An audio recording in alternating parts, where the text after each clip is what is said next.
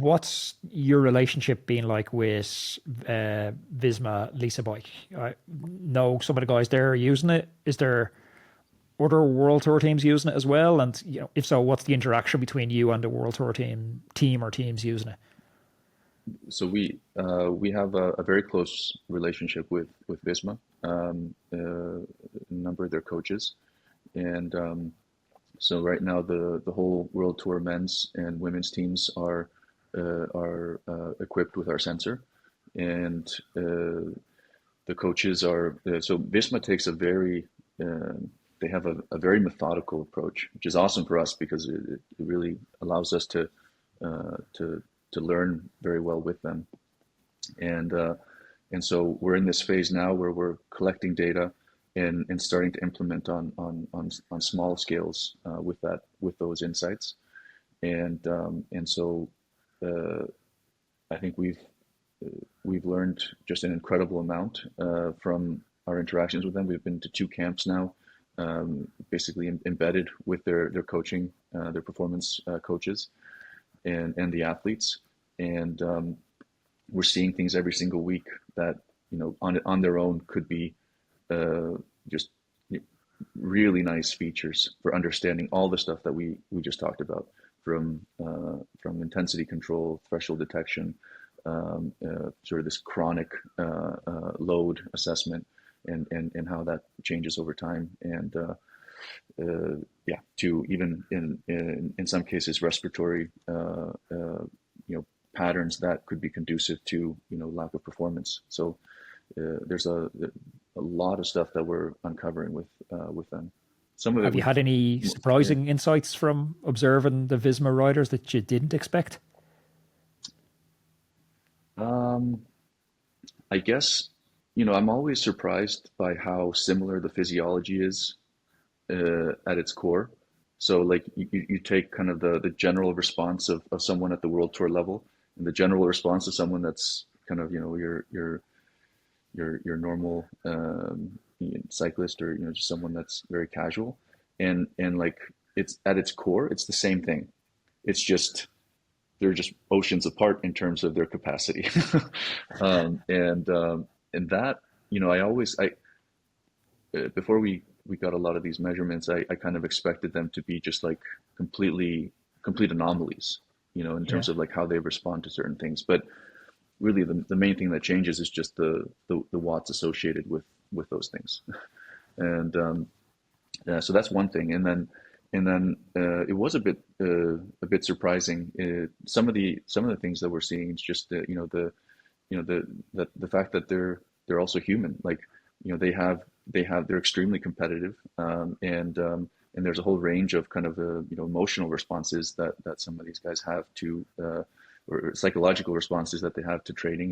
They want to improve, and they're extremely competitive, and so you can have a whole range of so what the main thing that I'm thinking about is you still have this sort of like uh, creeping of the calibration of like what is easy, right? Like these guys go out and ride 8 hours, and for professionals you would think that they know what easy is, but that even they are susceptible to kind of a gradual creeping of that calibration, and having something to recalibrate that we've seen like produces big jumps in improvement.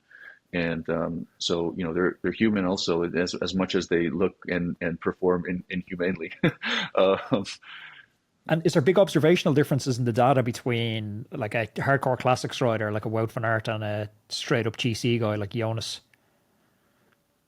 um, can't really comment on that. Yeah, no, that's fair. In case Poggy's listening. Yeah. Does this have potential? And again, I think so much of what I'm thinking here is like this is year one of power meters. We didn't begin to understand and put together performance management charts and understand how it impacts various aspects of physiology and the different applications for it until 2, 3, 4, or 5 years. But is there an impact on fueling strategies and recovery strategies off this? On the recovery side, I think so, because it's like you're proactively managing the recovery, right?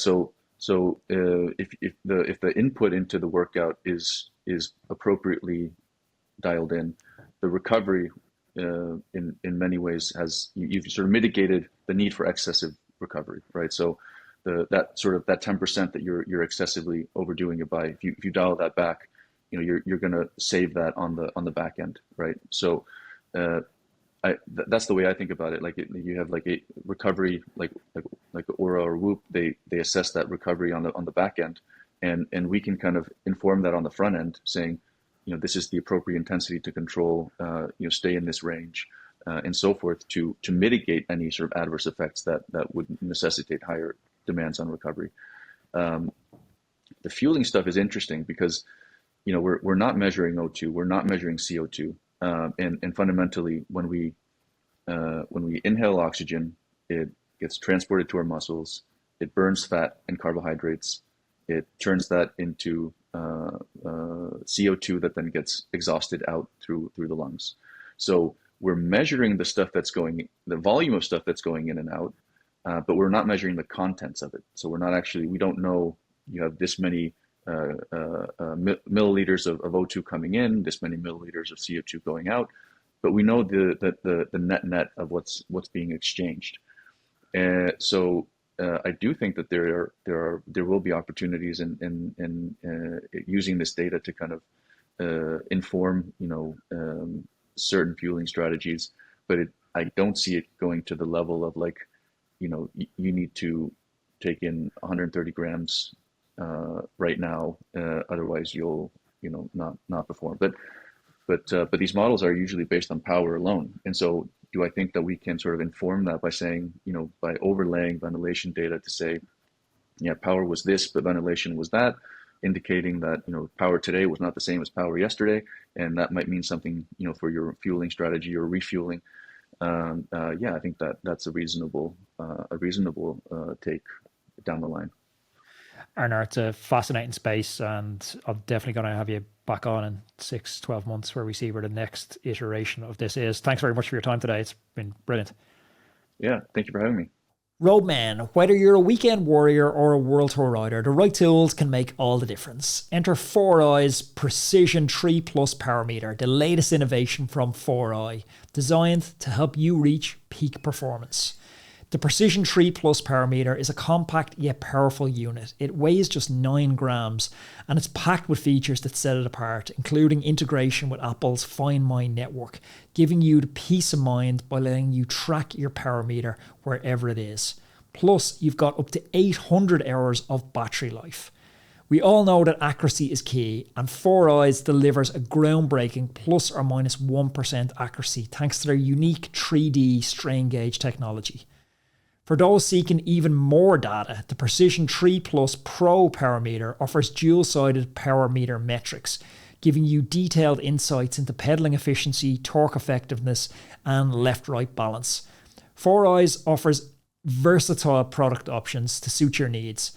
Choose from ride-ready power meters with pre-installed units on Shimano cranks, or up for factory-installed power meter, where you send in your crankset for a custom installation. Ready to elevate your cycling game? Trust 4i's Precision 3 Plus Power Meter. Precision, performance, and peace of mind all in one. Learn more by visiting 4iiii.com. That's 4iiii.com. I'm going to put that in the description down below.